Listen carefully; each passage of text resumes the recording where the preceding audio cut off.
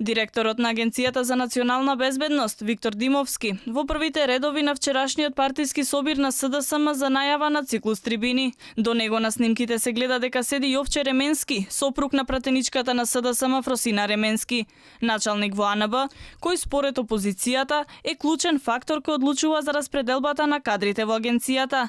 И тоа во време кога во медиумите и јавноста се крева огромна прашина за распределбата на 50-мината службеници, кои буквално висат на средина, односно нивната иднина не е решена, не се ниту во МВР, ниту во АНБ. Димовски самиот призна дека не е направено кршење на законите при селектирање, кој ќе остане во АНБ, а кој нема, без никакво образложение дека ќе поднесе одговорност за тоа. И додека јавноста чека одговори и одговорност, Димовски и Ременски се во првите редови во публиката од СДСМ, за да биде уште позачудувачки, во среде работно време, Оти Николовски зборуваше околу 13 часот. Дали е во ред да присуствувате на партиска трибина како прв човек на агенцијата?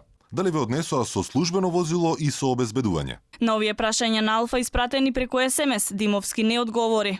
Во меѓувреме останува фактот дека власта не знае дали лицата кои ќе го работат контраразузнавањето се безбедносно ризични. Во членот 67 од Законот за Агенција за национална безбедност стои дека при селекцијата кандидатите мора да поминат безбедносна проверка, односно полиграфско тестирање и тест за интегритет. Ова се клучни фактори за тајната служба, но ниту еден од кандидатите не бил подложен на тестирање.